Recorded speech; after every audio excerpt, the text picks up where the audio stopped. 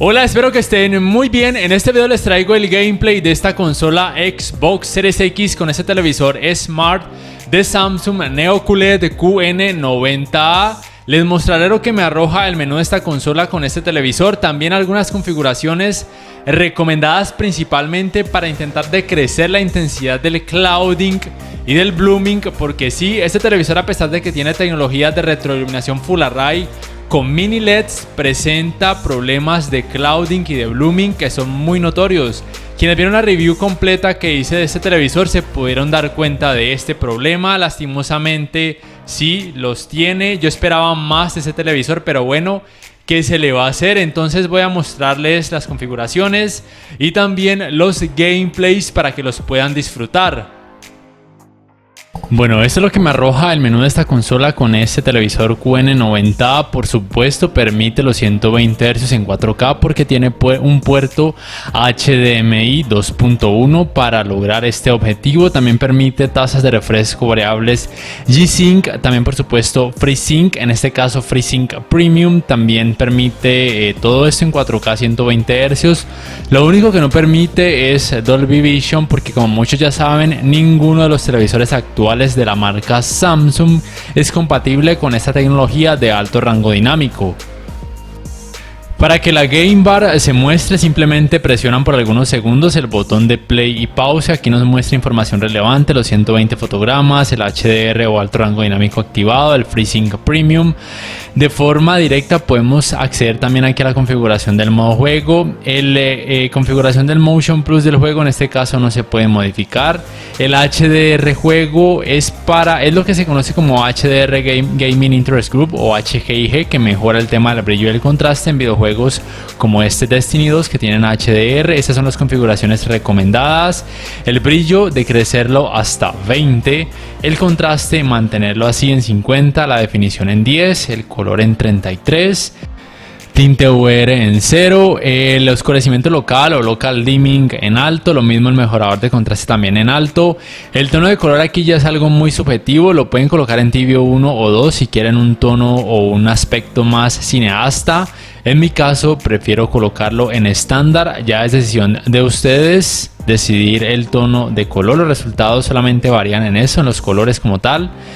El balance de blancos, aquí no tienen que mover nada, tal cual como viene de fábrica. Y aquí en gama ST.2084 recomiendo dejarlo en 0 y el detalle de la sombra decrecerlo hasta -5. Recuerden que el objetivo es decrecer el tema del clouding y del blooming, por lo menos al ver el televisor de frente. Para quienes no saben, esta versión de Latinoamérica viene con panel ADS, es de 55 pulgadas, no es panel VA, ya lo he confirmado. Entonces estos son los resultados con las configuraciones que he aplicado. El tema del clouding amarillento y blooming amarillento decrece considerablemente al ver así la pantalla de frente. Se nota todavía, pero en comparación a como viene de fábrica, la mejoría es increíblemente notoria. Sin embargo, cuando van a ver el televisor o la pantalla así de lado, el clouding amarillento y blooming amarillento todavía se va a notar. Recuerden que esta versión tiene panel ADS, no es VA. Entonces miren, así se ve jugar este videojuego u otros con muchas escenas oscuras, con luces apagadas y luces encendidas. Estas son configuraciones recomendadas para quienes quieran, como ya mencioné, vuelvo y repito, decrecer el problema del clouding y blooming amarillento.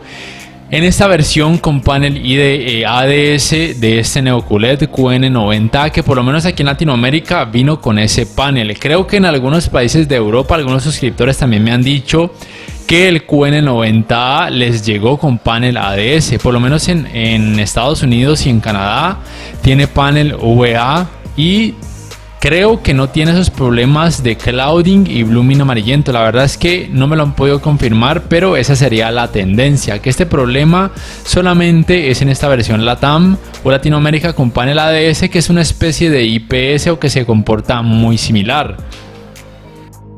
Así se verían esas configuraciones con este Forza Horizon 4. Como tal, ustedes pueden percibir que no se afecta demasiado el tema de la claridad a la hora de jugar ese tipo de videojuegos, donde en la escena es de día o en la tarde, no se ve muy oscuro como quizás de pronto algunos de ustedes podrían pensar que se podría observar. Para quienes no sepan, la cantidad de brillo en nits de esta versión con panel ADS, de acuerdo a las medidas que yo tomé, en SDR son 1347 nits, en HDR 1402 nits y con el modo juego de 1430 nits.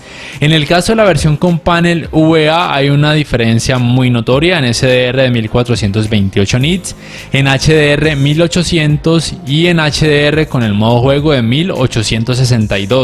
Y aunque este tenga con el modo juego 1430 nits, me parece que es más que suficiente para una muy buena experiencia HDR, para que todo luzca muy brillante sin que luzca opaco, y aún con las configuraciones aplicadas va a lucir muy bien, con una muy buena cantidad de claridad, una muy buena representación de colores, muy buenos detalles.